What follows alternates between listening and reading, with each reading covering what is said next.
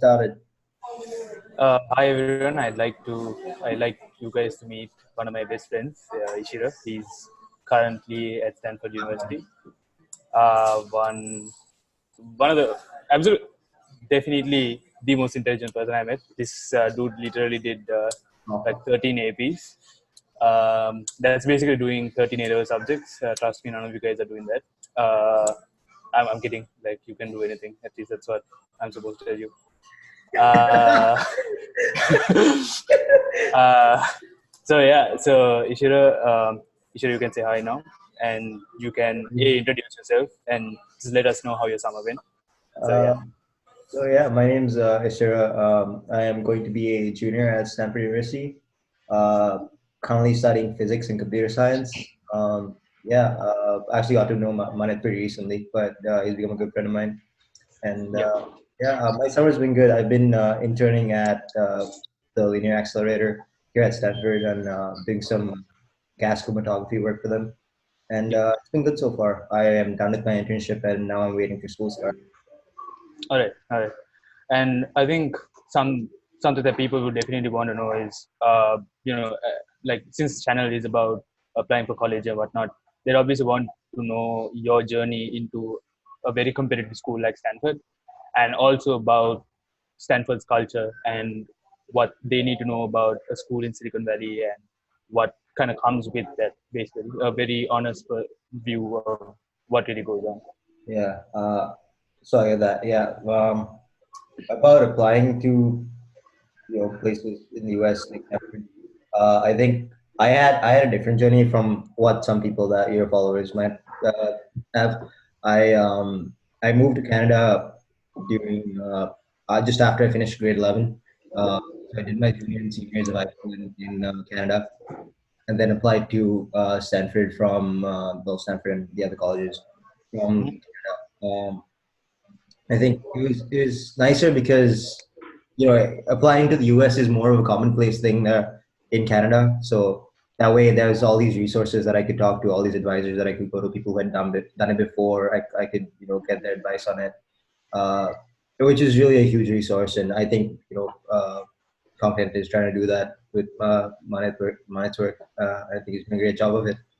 Uh, but yeah, I think I had a lot more resources than a lot of people would think. But just the process is it's quite straightforward. I mean, common app, write your application, pass Yeah. it in, but get an early start. There's also I am an athlete for Stanford, and there's also the whole process of getting recruited for certain colleges. I didn't get recruited by Stanford, and I became a walk-on athlete, but there is the opportunity to be recruited as an athlete, which is kind of a different process to be admitted as just a student. But there's that, yeah. And what advice would you give someone, basically in about ways in which they could differentiate themselves from other applicants? Because if you see like the general Sri Lankan applicant, you see like someone who's doing like one or two extracurricular activities really well and all of that, and you see a very like a really common profile that kind of gets thrown around into these applications that kind of might get kind of lost in this application process. So how would you advise someone to kind of differentiate themselves when applying to college? And I understand that you were in a different country when you were applying, but I guess the process of differentiating yourself and kind of like making a pitch during the admissions process is always the same regardless of where you are, right? So like how would you kind of advise people to go about that? I think firstly, if you're applying to highly competitive schools, any sort of school, I think Yep. you firmly believe that your academic and the standing of your resume as a student or is up to par with the other applicants. So you're basically you already know that you are in that pool of people being considered there, right? Otherwise, you wouldn't be here. Even for a REIT school, you have an outside shot. That's why it's a REIT school and not a never school, right?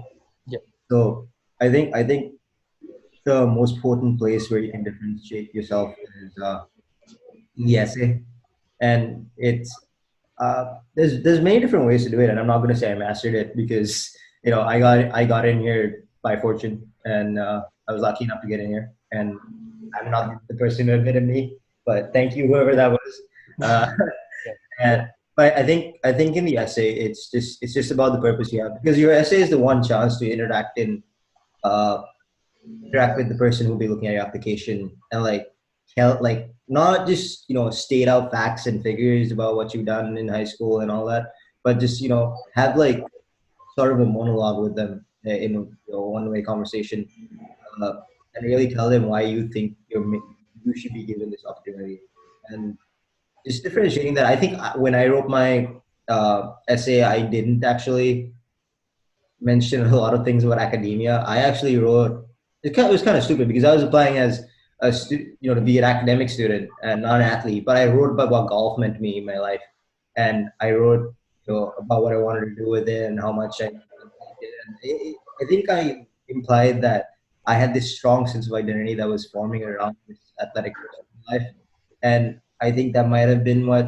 tipped the person looking at it over the edge. I'm not sure, but I think you definitely need to convey a message of something you like love strongly, of something that a personality or something that you're chasing. You need to have some sort of drive or some sort of goal in your essay, and I think that's very important. And yeah, it's just your one chance to tell that person everything they need to know.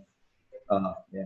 Yeah, I definitely wish I heard that when I was applying, but that's good news. So I think one thing that, like, I think I mentioned this before, that that's something I picked up from you, Rad, is just how to plan my day. Uh, And I think you do like a pretty good job at it. And you like you said, like, you're an athlete in school, but you also have to kind of like look into your academics and stuff, right? And all the other activities that you're doing. You basically have to handle your professional career based like endeavors, and what you're doing with your athletics.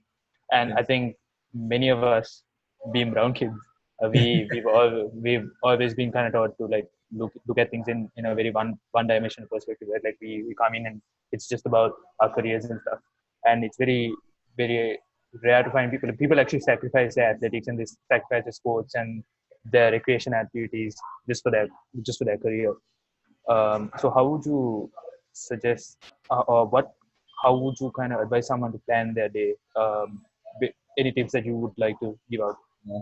So I think the one thing that I have to plan my week around is 20 hours of athletic practice. Yeah, And that's like a constant. If you're in season, if you're out of season, it's just whatever you can do. yeah, So then your field will focus on your academics and stuff like that. yeah, But every week I need to spend 20 hours a day in the gym practicing, playing qualifiers, or just meeting with the coach in general. Uh, right, so to do that, we do get a set practice schedule that I need to build like my classes and my work time around. But yeah, what I always try to do is I don't really allocate spots of time in my yeah, day to certain things. What I try and do is, if when I have time, I try to fill a quota. So yeah, say, let's say I have a physics problem set that will take, 8 or 9 hours. yeah, And I will just, like I'll wake up in the morning, do an hour and a half of it, and then just like mark that in my quota, and then right, 7.5 hours left, right, and so on. And then I'll slowly keep chipping away at certain things and maintain like a list of what needs to be done and how much time is left on that. So I feel like right, that's a better way to allocate my time, because I don't want to force myself to do certain things or set myself to a rigorous timetable, because that kind of chops me off if I want to do something for myself, go on a yeah, hike or something. I can't. Yeah.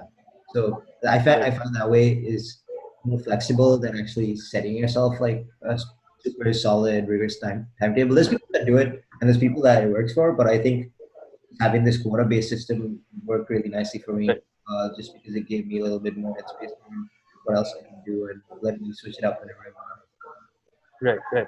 And obviously, like, there's this kind of stigma for basically doing anything outside your career, right? Like, from the places that we come from. Do Yeah. you, do you think that do you think that allocating time for things like hikes, or just taking the bike and kind of going around San Francisco and stuff like that, do you think that is important for productivity? Oh, And yeah, definitely. Yeah.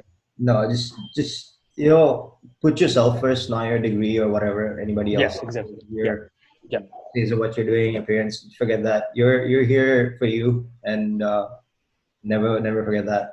I think it's very important to just practice self care and be healthy here. In college, it's very easy to lose yourself in the stress and all that goes around in academic circles. But just take a walk, breathe, meditate, hike, like do stuff that you like. And Yeah.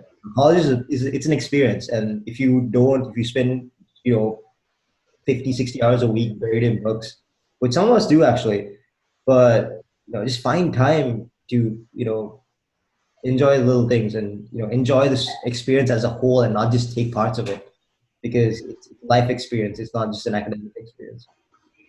All right. All right. That makes a lot of sense.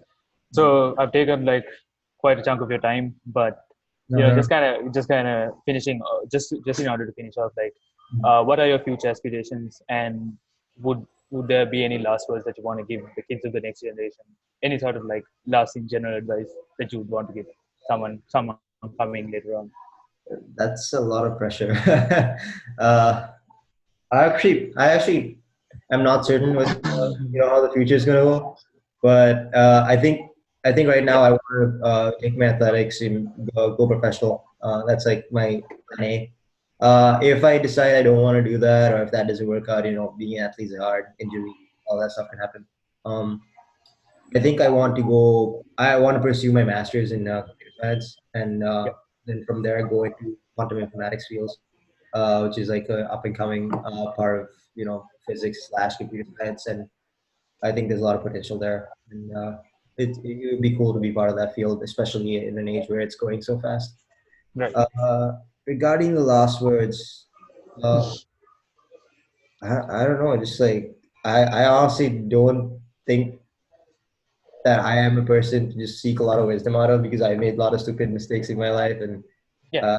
I made errors. But I think one thing that I really do is if I want something or if I believe in something, I won't let what anybody else says get to me. And especially being a brown child, being from that South Asian peninsula, uh, it's hard. Like you do things and it's all for other people, and they want you to do certain things. Your parents want you to do certain things, and it gets difficult at times. But I think if you pursue something that you really want for yourself, you're not going to get very far because once the people pushing you run out of energy, you're just going Yeah. to come to a screeching halt. And yeah, so I think it's very important that you are going and chasing something that you want for yourself. All right. I'll keep that in mind too. But yeah. Okay, But your yeah. time on it. But yeah, so thank you so much, Ishira. Yeah, Thank you for your time. And I'll most probably invite you once again if I need to kind of spice things up. But thank you for yeah, for agreeing to sure. Yeah, collaborate. And yeah, we'll stay in touch. yeah. Thank you. It was fun All to right. hear. Thank you. For sure.